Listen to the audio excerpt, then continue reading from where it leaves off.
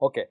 So, what we have covered thus far is we talked about started with instrumentation, and one of the major component in the instrumentation of an ultrasound system is your transducer, which acts, as we saw, it acts as both a source, right. You could generate pressure waves as well as it will receive the pressure waves. So, on one side you can supply electrical quantity, it creates a pressure wave, and when on the reception we talked about how we will be using it as a pulse echo mode, that is what is predominantly used for medical imaging applications. So, when you have the pulse that go in, it bounces back. We saw about all the properties about the reflectivity, right, as impedance mismatch. So, a portion of the signal or the echo of the signal that you sent comes back, and the same transducer, the crystal, the piezoelectric crystal, now when it is hit with a pressure wave, it gives you a voltage waveform, and that voltage waveform is taken and processed further, and you get all the image display, signal processing, put them together, organize in an image and display. So, what we need to focus, like the style that we have adopted, we did instrumentation and then we go into imaging, but the imaging equation or the image formation. But I told you slightly I have switched the style here, because the last part of the imaging equation, right, that we typically cover in physics, I did not cover. I said we will cover the transducer or start with the instrumentation and then bring in that equations. Okay. And so, now we are at a stage where we understand that we can use a transducer and we could give harmonic excitation, and that could give you a pressure wave. So, the challenge that we are now going to address is, what is the shape of this pulse, right, what is the shape of this waveform. So, I have a transducer, I excite a transducer, and the frequency is dependent on the thickness, that is what we saw. The thickness of the crystal determines the resonant frequency, but then we also want to know why there are different size and shape of transducer, right. So, that means what we need to understand now is, when you have a transducer, when you have a transducer of a certain size and shape, when you excite it, where all does the pressure go in the field, how is the pressure distributed in the field, or how is that wave that is propagating, for which we got the wave equation, right. Is it just going ideally just within that region, or is the pressure wave having any because it is diverging, right, is it having any weird locations where the intensity is high or low or what. So, what we call as beam pattern, that is what we want to study. So, in that context I had this displayed earlier. As you will notice, why this was displayed is, if you have a transducer, inherently it is going to diverge, right, but then it is going to retain. So, if you have a size of a transducer, say for example, this is the transducer face, right, my palm. So, it is going to get excited, it is going to oscillate back and forth, and because of that, on one side of the, so if this is the back end where you have the electrical circuit, this is the front end that is going to send it to the tissue. I excite this crystal, it is going to be oscillating. This is in a thickness mode, that we call, it is going to oscillate in the thickness direction, because we are interested in compressional waves. You do this, now the question is, if you do this inside the medium, is it just going like the same way, right? Unfortunately, it is not that straightforward. It is going to start to diverge as you go, right? Not just diverge, behavior of points near the transducer is going to be different. So, here is an example of the pattern that you would see. So, you could see locations where there are high pressure, locations where there are low pressure, right, and even along the center line, along the center you have high low fluctuations. Of course, after some distance it is little smoother. So, this is along the direction of propagation, this is across. So, when we do imaging, if you are just doing one dimension, this is okay. We know depth, thickness, crystal, lambda determines your axial resolution, okay. But then the challenge in imaging is you have the other dimension. So, how does this wave spread in the, at least the imaging plane? perpendicular to the depth axis. That is an important concept. So, that is what we will focus. I advise you please take a paper, pen, pencil, whatever you are comfortable, start to write the equations as we go along. Next 7 or 8 slides is just going to be brute force equations. So, my job is to kind of make you feel the physical meaning of how these equations come up, but otherwise it is going to be heavy duty with respect to number of variables. You will have 4 integrals with so many terms. So, please make sure that you have a pencil, paper, pen, start to write out. You start to write out and then listen to this commentary and then go read about it and then think about it. Only then I think you will be able to appreciate the content that we are going to do. So, with that heavy dose of caution, let us jump into the subject, which we call as diffraction formulation. So, to just give you a feel, right, before we go in your optics you would have done this Young's double slit experiment and stuff, right, where you would have had, oh okay, you have one hole, how does the light come through the other direction? If you have 2 holes, you do not get two beams, you get interference, there is going to be fringe effect, right, and you change the plane, you will see what happens to the light. So, similar effect, that is for light, similar geometric effect is also applicable to sound, and that is where you call this as diffraction formulation. So, otherwise if there is no diffraction, then it is just that okay, I have this face of the crystal that is oscillating, I get the pressure wave and it is all. So, this is cylinder, this is a disc shape for example, right. If this is disc shape, if this is moving only along the disc, right, as a cylinder column, only those particles will all nicely move back and forth if everything were ideal, but that is not the case. You have edge and you have a finite size, and therefore, you are going to have some spreading and then interactions of the waves from different locations. So, we have to develop what is called as diffraction formulation. So, we will start with what we want to operate. We want to operate in pulse echo mode. So, ideally we want to use a narrow band pulse. Okay. So, how do we formulate this? So, let us write a narrow band pulse to be n of t, which is, of course, these are all, acoustic is a physical system. So, you are going to have the real part of n tilde t with a frequency term here. So, this can be thought of as a, right, you are going to write the wave because it has a frequency, right, of the crystal, resonance frequency. So, we are going to write that resonance frequency, but we are also going to write it in terms of the envelope. So, this tilde, n tilde of t is nothing but the envelope of the signal, and there is a phase of this envelope. So, essentially we are talking about a pulse echo. So, this is the pulse that you are going to send into the tissue. So, the crystal is going to oscillate, right, in this fashion. Okay.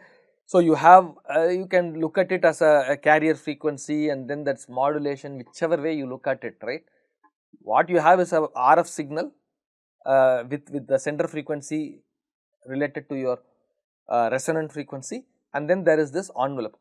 So, why is it narrow band? Oh, if this envelope, right, this pulse length, remember the pulse length I asked you to kind of pay attention to when we did the axial resolution. So, we want this pulse length, right, narrow band. What do we mean by that? So, this pulse length should be large compared to the number of cycles you have here, right, compared to the time period, the lambda. Okay. So, so we'll take this. So, we'll pretend going forward this is so typically what happens is we send about 3-4 cycles of this say for example a Gaussian modulated sine wave with 3 or 4 cycles is a typical pulse form that is sent in for your pulse echo imaging. Okay.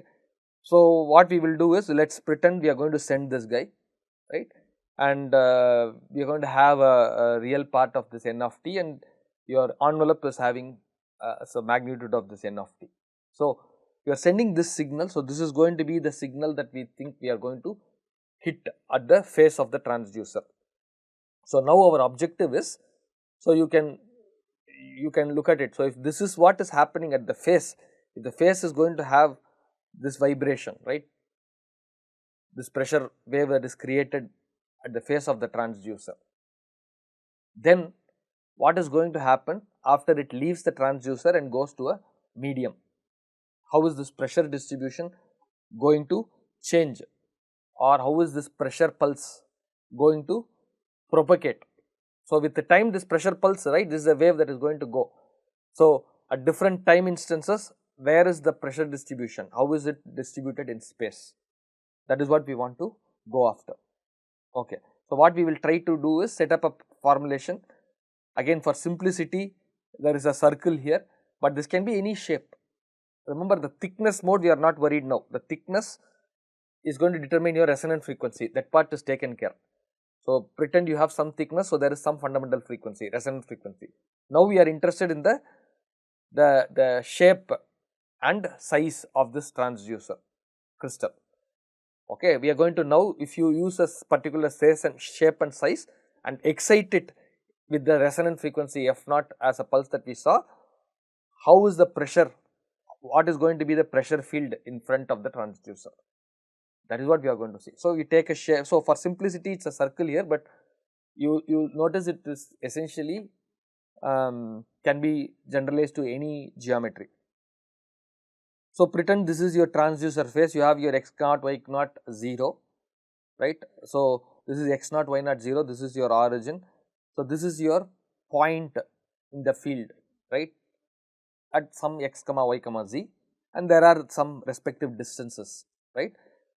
So, what we will do is recognize your pressure, right, pressure at x, y, z.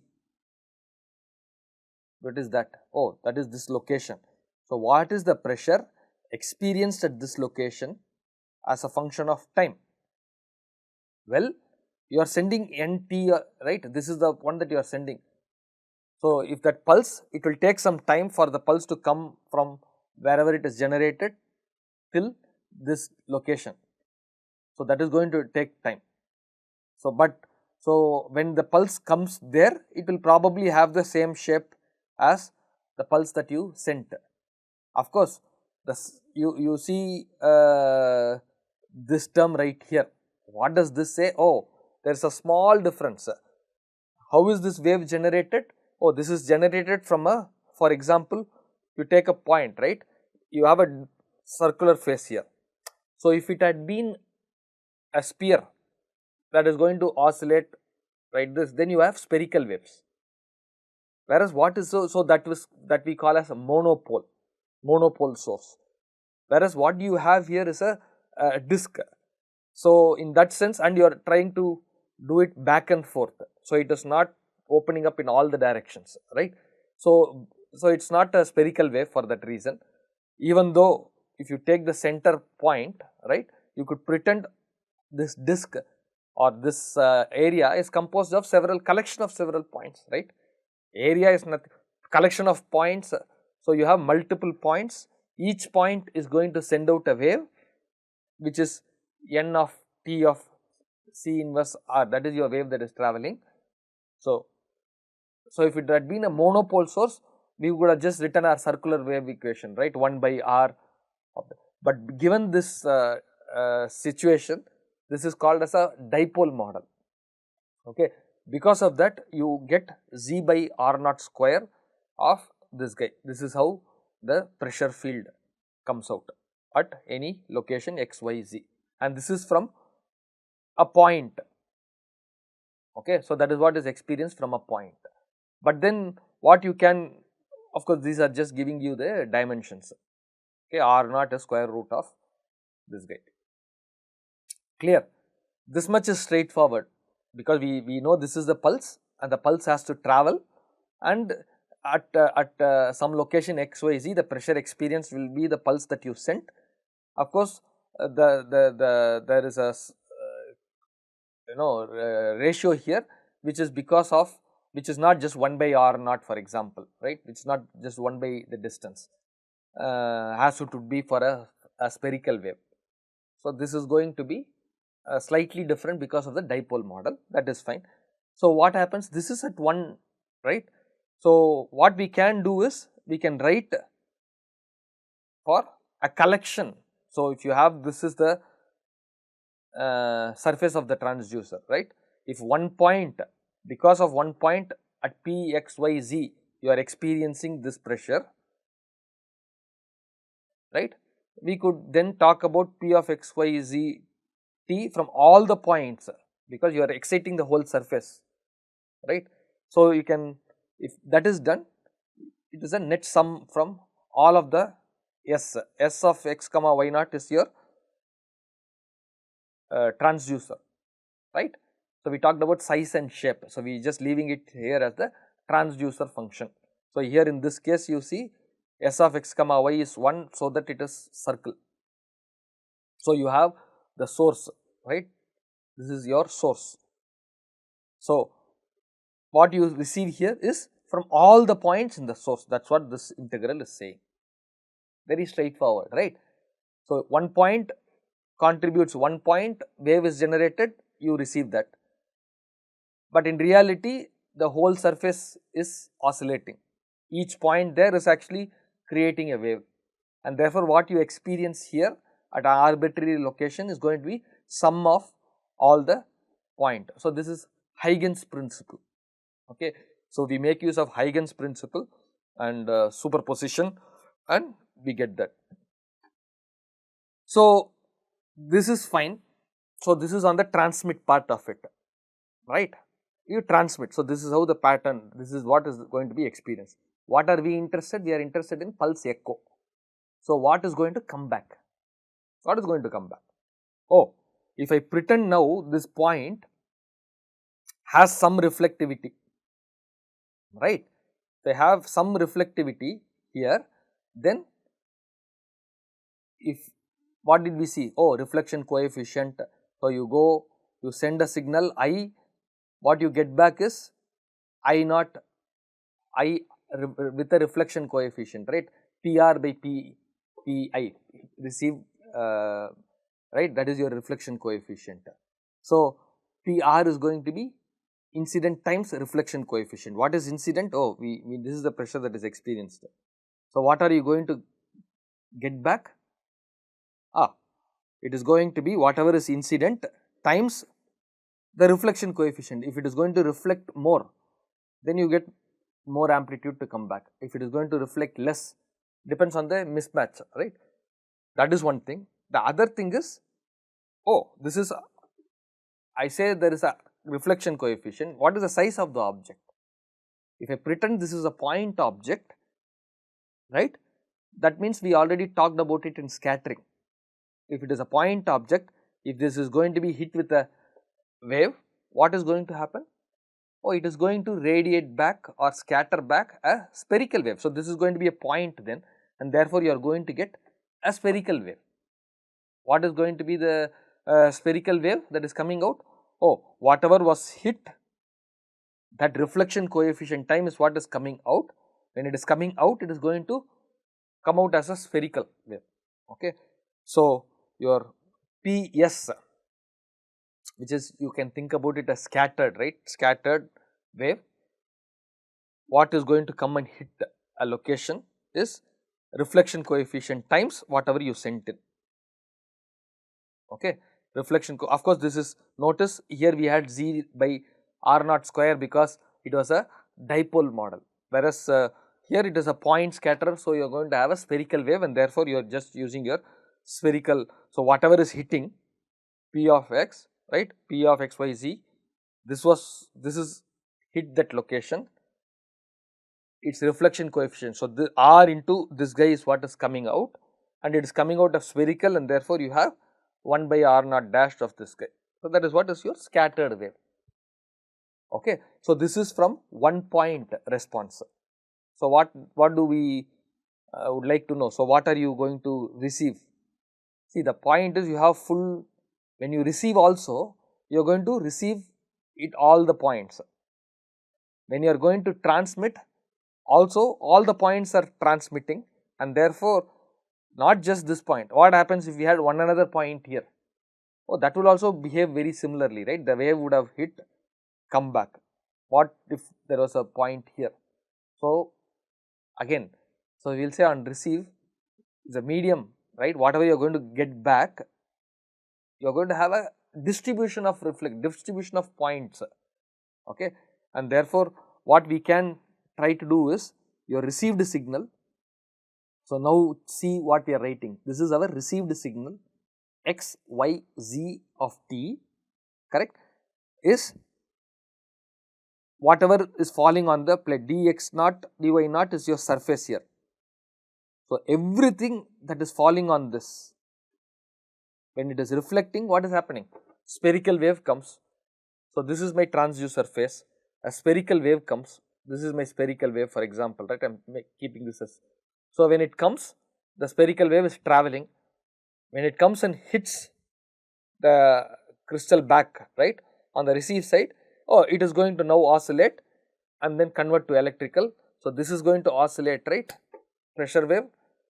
So, whatever this spherical wave that is coming out, wherever is hitting the surface of the crystal, all of the excitations in the crystal in the reverse is going to be summed, it is going to be contributed.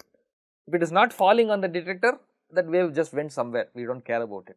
So, the received signal is nothing but what came out, right, the spherical wave that got reflected and came out, or that R reflection coefficient went into this some constant, right, that has to do with essentially your efficiency of conversion, for example, from your electrical to pressure and pressure to electrical, all those things contribute. So, all of that is some constant k.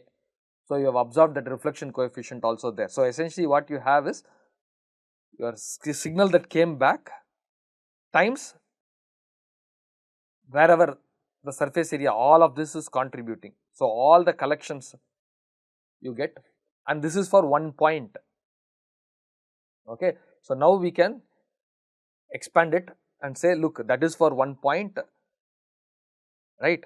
So, what do I do? Oh, have a collection of points, right. You could just use simple superposition theorem, just each point is contributing, maybe they are distributed differently, right. A collection of that is what you are going to see. So, you can write your R of x, y, z of t essentially as full. I mean, that is why you have to be cautious, because there are so many terms here, right. This is into, this is into. So, one is the y, what we have done is we have expanded. See, we had this PS, right, scattered signal. I have just expanded that scattered signal as well, okay. So, that is why you get, I told you, right, there is going to be a lot of even 4 integrals here.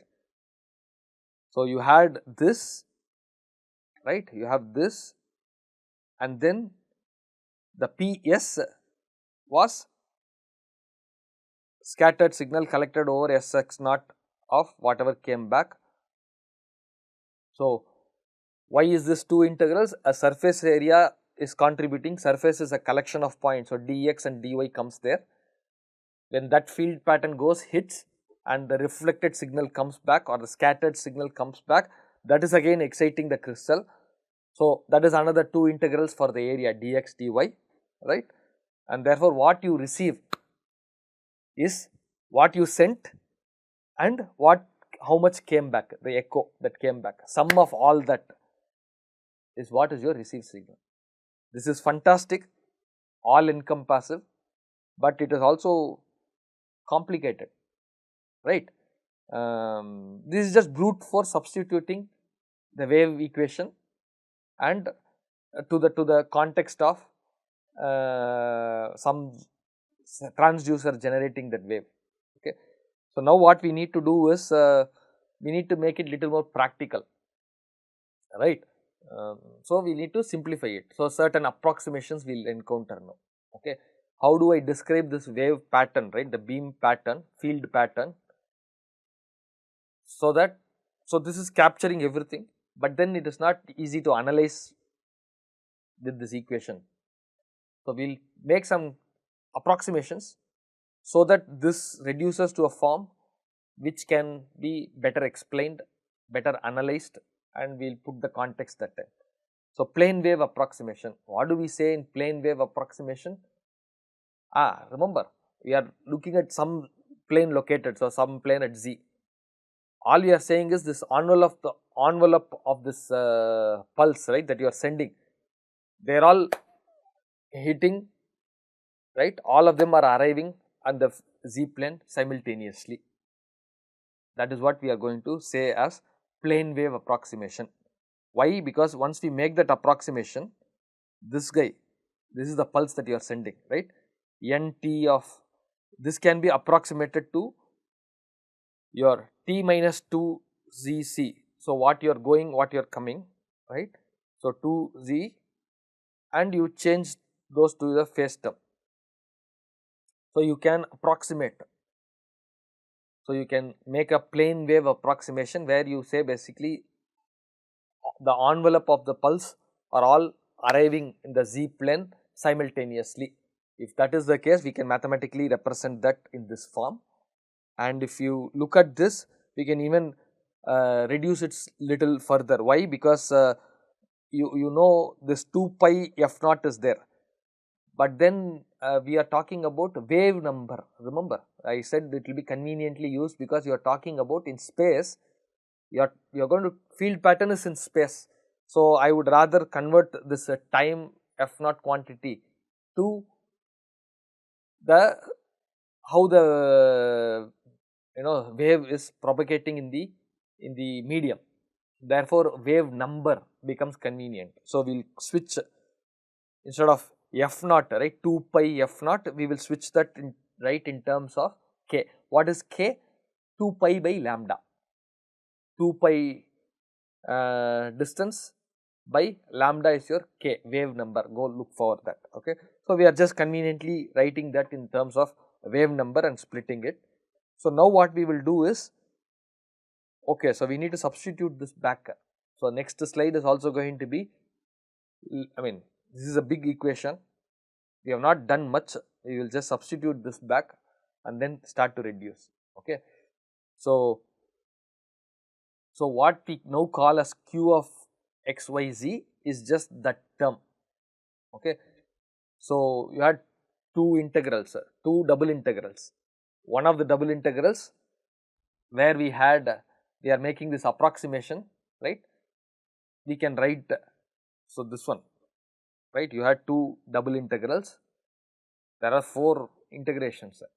Rather, by doing this approximation, conveniently splitting this as r naught minus z and r naught dashed minus z, what it turns out that if you put it back here, it turns out that you can simplify this into 2 identical double integrals. The 4 integrals became 2 identical double integrals because of this manipulation.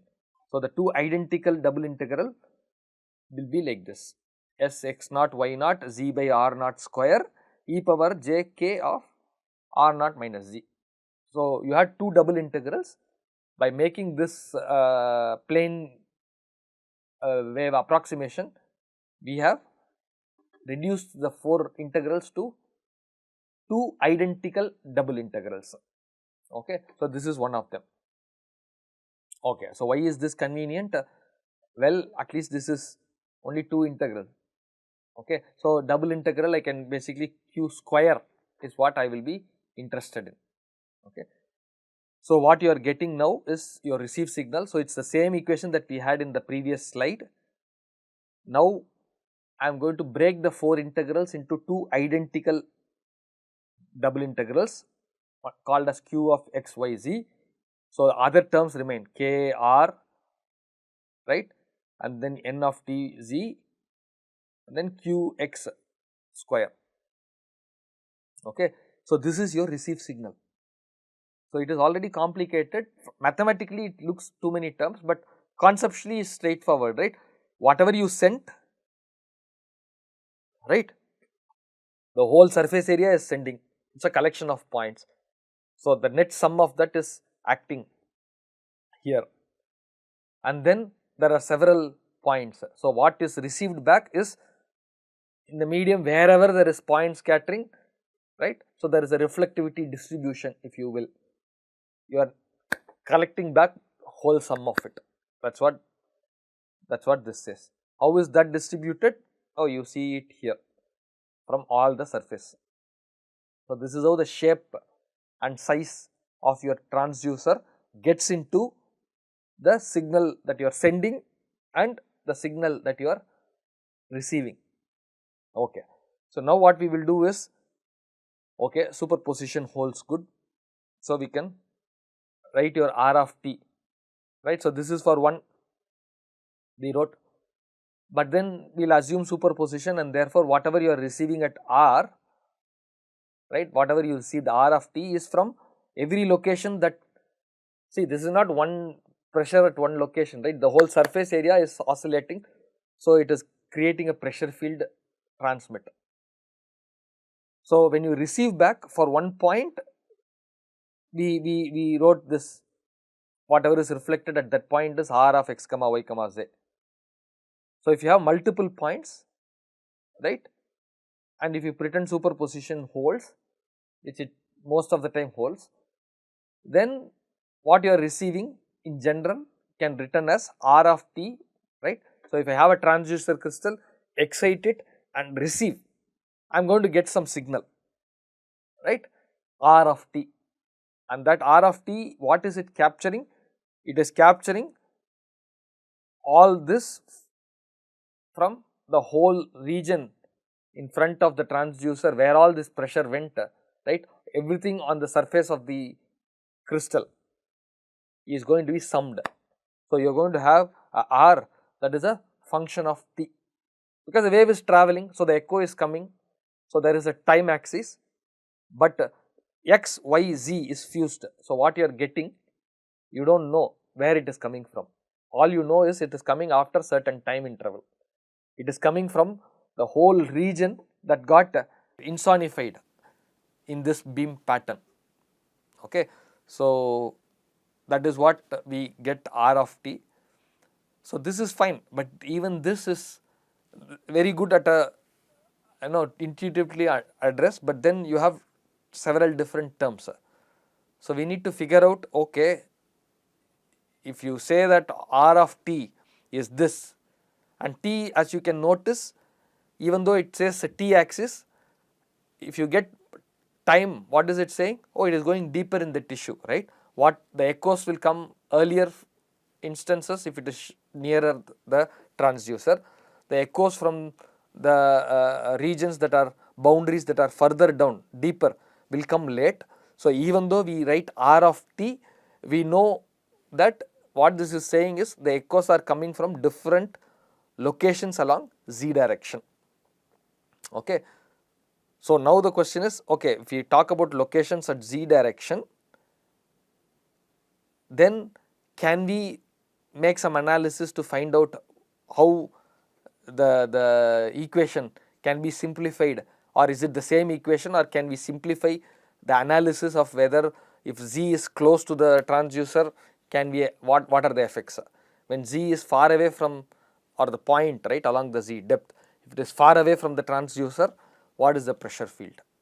Okay. So, even though it is written as t, you should kind of make that one extra interpretation that R of t that you are receiving, right, you know the time axis is going to be along the direction of propagation in some sense. Okay. Fine. So, we can write your R of t in full form, because I just substituted this small r, right. This is what you are getting. This is the fundamental signal equation for your ultrasound. Clear? So, this is not, of course, I have conveniently introduced this term which was not there earlier. What is this? Oh, e power minus mu a z is your attenuation. Of course, I have it 2 mu a. Why is this 2 mu a? Oh, the signal is going, so it is attenuating e power minus mu a z, then it is coming back again. So, when it comes back again, it will again get attenuated by e power minus mu. It's the same material, mu A is its attenuation in that region, right. So this is a pulse echo, this is an important piece of information. The signal, right, the time and distance, you have to be always careful because the time is going to be 2 times. It has to go because the signal that you are receiving is an echo. So the signal as the pressure wave would have travelled to that location, get reflected, the echo comes back. So you have to wait for 2 times the time for the distance. So distance and time are related, like you have to do half the, you have to travel twice the distance, right, go once, come back. For if you get your echo at time equal to t, that means you have to have a factor of 2. It has travelled twice the distance in that t. Okay, so that is a catch, very important, tricky. I'll highlight that again as we go, how we use this for measurements and stuff. Okay, but that's a reason for introducing this conveniently. So there is echo is going, echo is coming. Let's also include the attenuation there. The 2 is there because it is always, echo is going to be traveling one time further, transmit, it is going there, it is getting attenuated, coming back again, it is going to be attenuated. So it is 2 times attenuation. Okay, so what we will do now quickly is further approximate, understand whether we can analyze this further. So we will take this guy, this is the main guy, right, your q of xyz. This is in some sense this is also the directional function that is referred sometimes. Okay, so we will or the field pattern that you really are looking at, right. So this is determining the field pattern, the shape, right, this integral. So we will make it little straightforward to analyze this. So what we are going to do is, first is, we are always interested in something at the center of the, right, transducer, because in the end everything is falling on the surface is going to get captured. So if I have to register that, I will have to register that at x naught comma y naught comma 0, for example, right. So you are going to say that's where the transducer was located when you got this time trace of the signal, which is depth. So in some sense we are interested in the pressure that are close to the z axis. I am not really interested in something that is off the axis that much. So we can do what is called as paraxial approximation, that is your r naught is approximately equal to z. So if you look at our q, what that helps is, that probably helps only the amplitude part. The closer you are, right, z equal to r naught, if you approximate that, you can reduce the amplitude part, you do not get anything with the phase part, right. So you can write that. So first approximation you can do that. So you can bring your 1 by z out and you have this. Okay, so this looks good. Can you recognize what is your form here? Oh, I have an amplitude term, so there is this phase term. So if I have to simplify, I have to somehow simplify. If I can simplify the phase term, maybe I can simplify this. Okay, so next we talk about Fresnel approximation. So first, to kick in, we want to simplify this phase term. So we will use Fresnel approximation. What does that say? We note here r naught, right, r naught is your square root of x minus x naught, y minus y naught plus z square. So we want to simplify this. How do I simplify this? Because this is what we are going to go after, r naught minus z. How do we simplify this term? So we recognize r naught as this, and therefore we can quickly write this as, you can take the z out and you can write it as a fraction. So far is just mathematical manipulation, but the assumption comes, or the simplification comes, is, oh, we are interested in knowing whether you are close to the transducer or away from the transducer, right. We also showed at the beginning of the module, I showed you the pattern is going to be weird if you are close to the surface or away from the surface, far field and near field. So we are going to say, look, if this is the case, there is this x naught, y naught and all are going to determine, say you are talking about, so your z is the depth distance. So, if you look at this, if you can have reasons to believe that you are looking at z that is far away, right. So, if z is large enough, then in this I can just use, I can ignore the higher order terms and approximate using only the first two terms for this square root expression. Okay. So, if you do that, your r naught becomes the square root of 1, this I am simplifying, retaining only the first two terms. So, I have 1 plus 1 by 2 of this guy plus this guy. Of course, therefore, you can write z plus x naught minus. So, where are we going to use this? This r naught. Where are we going to use this? Oh, this r naught I have to substitute here. When I substitute, what do you see? Oh, there is a z here, there is a minus z here, those two will cancel. Okay. And then you will be left with only this x minus x naught by 2 or x minus x naught square by 2z and y minus y naught square by 2z. You will be left with only that. Okay. So, x minus x naught the whole square by 2z, y minus y naught by whole square by 2z. If you look at this, right, I know this is only q. This q has to be substituted in your receive signal r of t, it has to go in. So, first we are trying to work on this field pattern, right, or so that is determined by this q. Okay. In some sense they also plot this and they call directivity function, right, which direction it is going. But how do we simplify this further? Do you see anything here that rings a bell? Have you seen this formulation somewhere?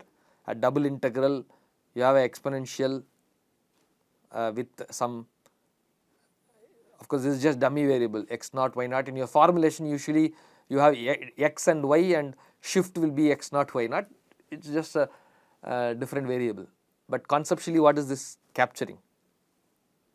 Okay. So, this is your Fresnel beam pattern, we will just recognize that this is akin to your convolution, two-dimensional convolution, right. So, what we have done is we are recalling this r of t same as before, only the place where we had q of x comma y comma z square, right, the q I have simplified using Fresnel. How I simplified? I have simplified by making this approximation in the expansion in the phase term. I have used only the first two terms in the binomial expansion. If I do that, I get this form. When I get this form, I recognize this is nothing but Sx comma y convolution with this two-dimensional convolution. So, in some sense, instead of writing two integrals and doing 2 dx naught y naught, I have reduced this to a recognized it as a convolution operator. Okay. So, this is called as your Fresnel beam pattern. This is holding good in the near field. What you have to recognize from here is, if you are close to the transducer, so this is your face of your transducer, right, this is the face of your transducer, this is your depth, right. If you are close to the transducer, right, not only do you get the effect of this guy, but you also get the effect from the neighbors, the corner points as well, right. So, as you in the near field, essentially when you are close to the transducer, you are going to have contributions from all the surface along with the point which is the closest. So, as you start to move, the influence of all of the others start to diminish. Okay. So, Fresnel beam pattern is complicated. Fraunhofer or far field pattern, what does that mean? Same thing, we will have to make, see the phase term we made one approximation.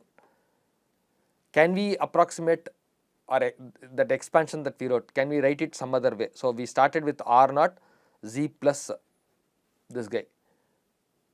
Can we expand this, right? So this is what we had, right? We had this r naught minus z, so this went out and we were left with this term in Fresnel. So now we go back to the same square root whatever we had. We would like to expand this further. When you do that, you have x minus x naught by 2, y minus y naught by 2 and this terms. Okay, so this is another level of expansion that we have done here. Why are we doing this? Of course, if you expand this, you have to substitute back in your r naught minus z, only this z will go. So now instead of 2 terms, you are going to have 4 terms, exponential of this, exponential of this, exponential of this, exponential of this. Okay, or here you have sum of 2 terms or exponential of sum of 4 terms. Okay, so that's what will happen. So we will have exponential of 4 terms. Instead of that, we are writing it as 2 exponentials of 2 terms. Convenient split. Rest of that doesn't change. Okay, so why do we conveniently write this? Again, we are going to always look at it. How do we reduce this double integral, or at least what is the meaning of this double integral of some function that is there operated on another function, right?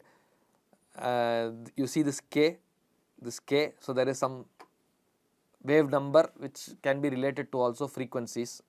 So Fraunhofer approximation, and in the far field what we are going to do is recognize that if you are far field, what do you mean by far field?